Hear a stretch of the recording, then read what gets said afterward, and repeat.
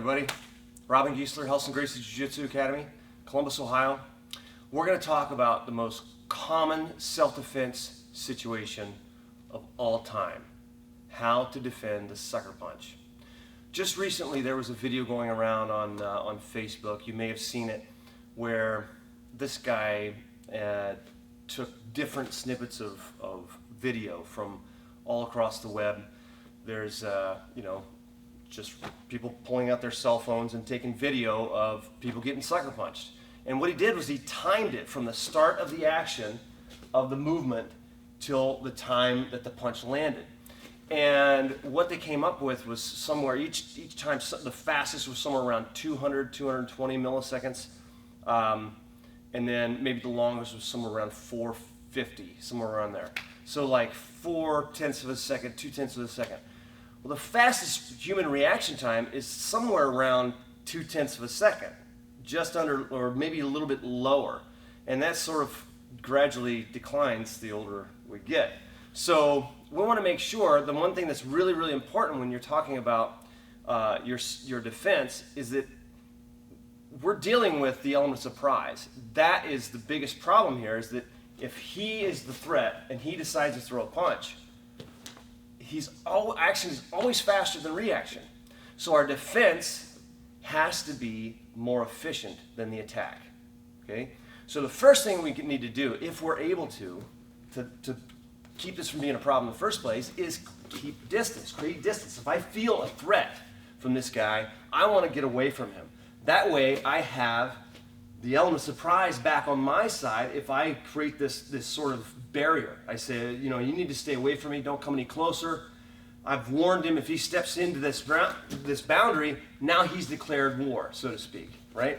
So that gives me an opportunity as the defender to have that element of surprise on my hand. But if we're face to face, we're this close, with an arm's reach, I need to make sure, number one, that my hands are up. The only way that this is going to be able to be effective is if my hands are up in this range, okay? So some of the things that we want to talk about, we're kind of playing the averages here, okay? Almost every fight, when I grew up, I saw a lot of fights in the street.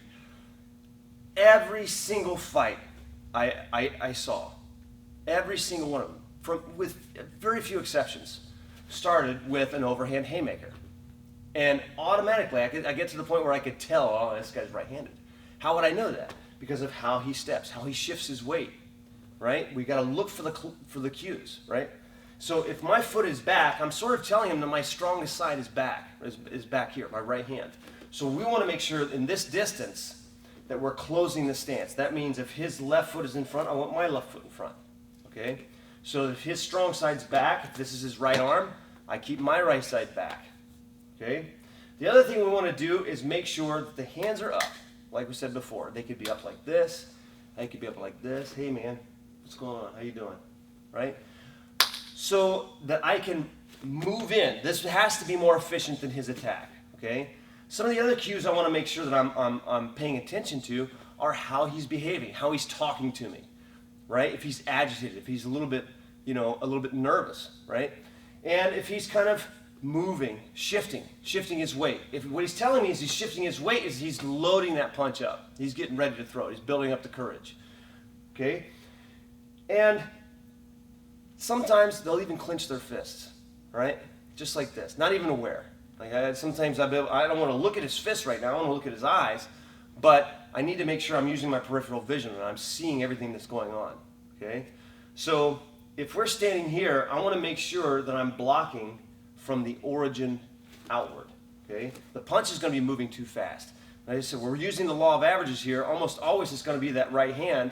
I blade myself off so just in case he's going to try to throw a kick, or maybe he's going to throw this lead punch. This one isn't going to have as much power. If he starts getting a little bit closer, I need to put my hands up right away. I don't want to take a headbutt. Hey man, what's going on? We okay? What's going on? Stay away from me. I don't want any trouble, right? But I'm not going to allow this posturing thing that you see so commonly. I see it all the time. It's like this, right? Who can be tougher, right? It's such a silly little monkey dance, right? I want to make sure my hands are up. Hey man, I'm sorry I bumped into your car. I apologize. But the second I see that shoulder go back, I'm coming in, okay? So let's turn this direction so we can kind of see what we're doing. My hands are up. I'm sort of in this very sort of, very common. I'm not putting my hands up like this is the same, the fight's on. I want to make sure I'm in base, okay? I've sort of closed off our stance here, and I'm looking. As I'm looking at his eyes, I'm paying attention to the clues in his body. If he shifts his weight, I'm ready to go. As soon as I see that shoulder go back, I come in, okay? So I'm going to block from the origin outward. This is going to be traveling too fast. You see a lot of like punch blocks where people move like this. Too much movement, and it's happening way too fast, okay? Especially for my old age. I want to block from the origin outward.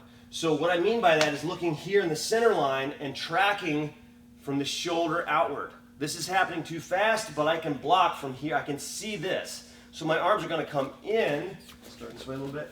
They're going to come in and out, and I'm shielding just like this. And as I'm doing that, I'm tucking my head down and I'm going in. I'm going into him. Even if I headbutt him in the process, I'm coming right in just like this.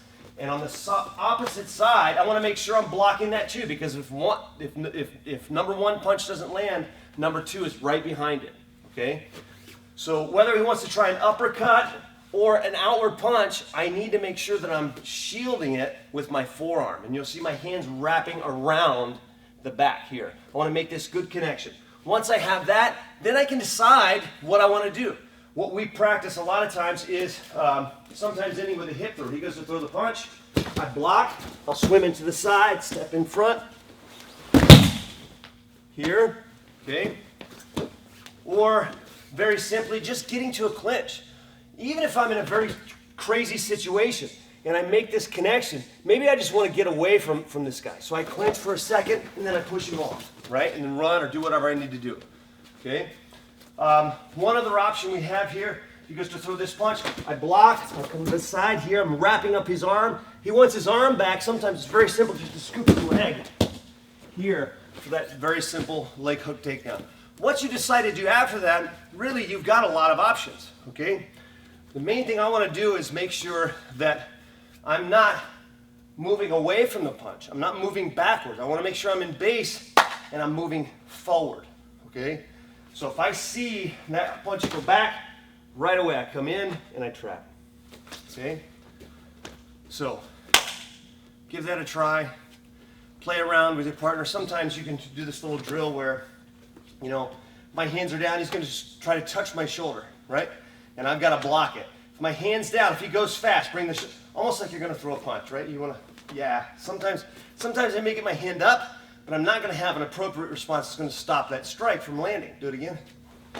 Okay? But if my hands are up, if I'm up here like this, as soon as I see that movement, this is doable. As long as I'm anticipating this. And again, I can't stress this enough. If you feel at all threatened, you make space. Man, stay back. I don't want any trouble, right? You have so many more options. You have a lot better chance of survival and dealing with the situation if you create that distance, okay? So give us a comment, like the video if you like it, press like, share it. If you have any comments or questions, please put them down below, and we'll see you soon. Thank you.